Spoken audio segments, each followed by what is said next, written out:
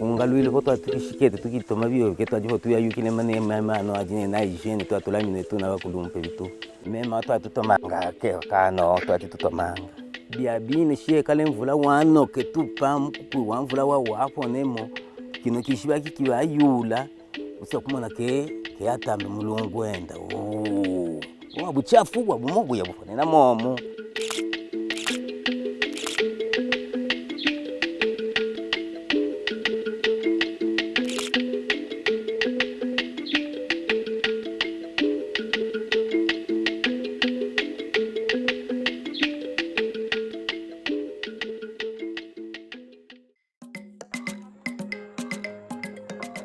En République démocratique du Congo et notamment en milieu rural, la carence de services d'eau, hygiène et assainissement adéquats représente un défi prioritaire à surmonter.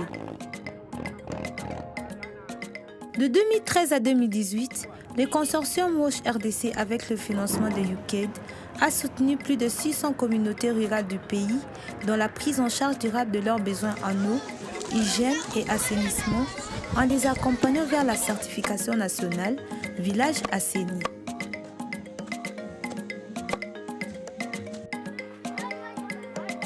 Concern Worldwide est l'agence leader du consortium WASH RDC. Concern a conçu et mis en œuvre le programme avec Action contre la faim, ACTAID, Catholic Relief Services et Solidarité internationale. Au centre de la stratégie, il y a la pérennisation de résultats. En RDC, même chose que dans les autres pays dans la région, il y a un gros problème de pérennité des ouvrages hydriques. Entre les 40 et les 60% des ouvrages hydriques en milieu rural sont dans des conditions de panne permanente. Le résultat de ça, malheureusement, est qu'il y a des populations rurales qui risquent de retomber sur l'utilisation de sources d'eau qui ne sont pas aménagées et qui ne sont pas sûres, avec des conséquences très négatives pour la santé publique. Dans chaque zone d'intervention, la coordination avec les bureaux centraux des zones de santé est fondamentale pour identifier les populations ayant le plus grand besoin d'appui.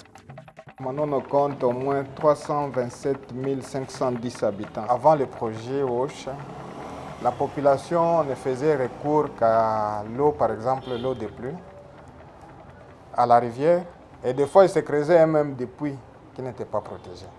Vous savez vous-même que la rivière ou soit les fleuves, c'est un réservoir de vibrillant, d'où cela a fait que, avant que le projet ne puisse commencer, tout le monde qui utilisait ces eaux, tout le monde qui faisait des recours à des pratiques comme ça, est tombé chaque fois malade. En termes de besoins, il y avait besoin, non pas seulement les besoins à l'accès à l'eau potable, même au niveau de hygiène et assainissement. Nous avons un produit, nous cherchons à ce que la communauté puisse s'adhérer à ces produits-là qui est le projet WASH Consortium. On doit maintenant aller dans les différents villages pour aller expliquer ces projets, en d'autres termes, vendre ces projets.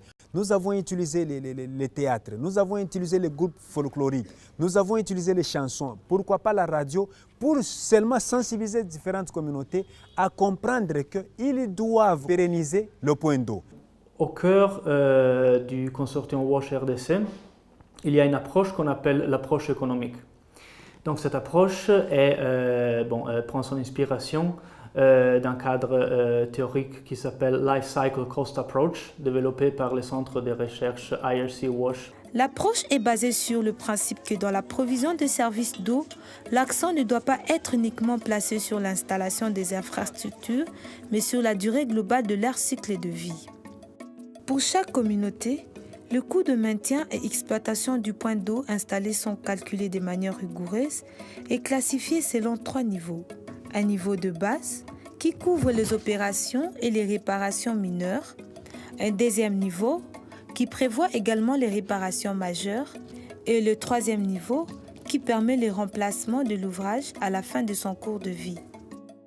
L'eau est un bien, est un droit, donc est un bien auquel tous et toutes ont le droit d'avoir accès.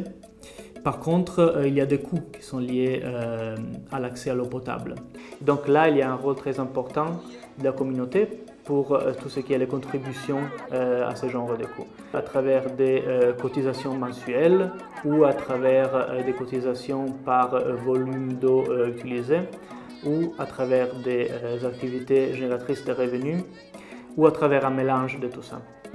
Et donc, les comités de gestion doivent être en mesure de recouvrir ce genre de coûts pour pouvoir garantir un bon service. Twalongolwele muswelo wa mfuto twane namba na shifanyinwe bantu bakalete twatutano kukwezi tutwatutano muswelo wa makuta twaikele kutalamba shitubike ubituhuneki kaji kyoengila na bya twakwata ko projet ya kupota kumunako tubanyema muswelo wa kutundula kaji kutaka pamoto wanya kukatanwane na kapane kacheche kawanya ke tutana ke tujiba baweje basungulule mutu mulumu no kaji kutaka na ke sungula ko muswelo wa kwashana kukwine ku mingilo ya pompe ndipanga mukongo wa kumema mwando wa mushimwa wetu shiuva afu kiuma kyatwa hotela ko kiuma mwando wa kupata mema mayampe ne bana.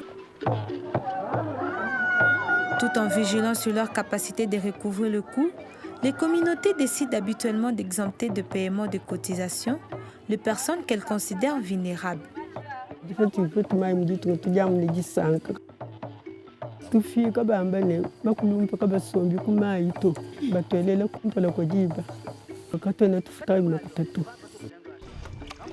La stratégie de pérennisation du consortium Roche RDC porte également sur deux autres piliers. La mobilisation communautaire pour le changement des comportements faite par les relais communautaires et le travail avec les institutions pour la création d'un environnement favorable.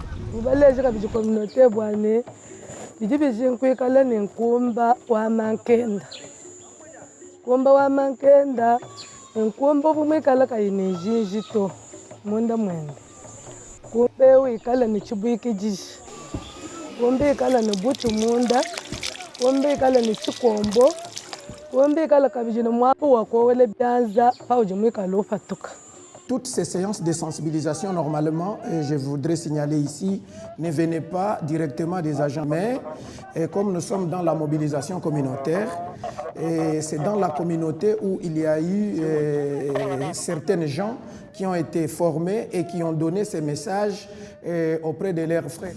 Les PAFI signifient des petites actions faisables, importantes, c'est-à-dire qui ne demandent pas de l'argent, ça demande juste la volonté que les gens doivent faire, peut-être avant que les projets interviennent avec les grands ouvrages hydrauliques. Et ces petites actions faisables sont par exemple le lavage de mains. C'est de la volonté, ça ne demande pas de l'argent. Il y a par exemple le désherbage, le nettoyage de la maison, de la parcelle. C'est une petite action faisable mais très importante. Pour que les communautés puissent maintenir à long terme les avancées faites, le consortium Roche RDC a travaillé étroitement avec les institutions au niveau local, provincial et national. CRS a travaillé avec deux types de partenaires. Le premier partenaire, le partenaire direct de mise en œuvre sur le terrain, qui est le Caritas Kananga. L'autre partenaire, c'est le partenaire étatique. Que ce soit la zone de santé, le comité provincial d'action d'eau et d'assainissement, la SNHR et la DPS, on a eu de bons moments de collaboration dans le cadre du programme Roche Consortium où ils ont eu à faire plusieurs missions de terrain. Toutes ces missions ont été documentées par des rapports de suivi, des ateliers qui ont été tenus et au cours de ces ateliers aussi, il y a des rapports qui sont disponibles et les leçons apprises ont été partagées avec les autres acteurs. Et une petite anecdote, hein, quand vous allez dans ces communautés, les gens parlent de Benawosh. Donc ce qui veut dire que le projet vraiment était vraiment un projet de la communauté qui l'appelle Benawosh, communauté de Wosh.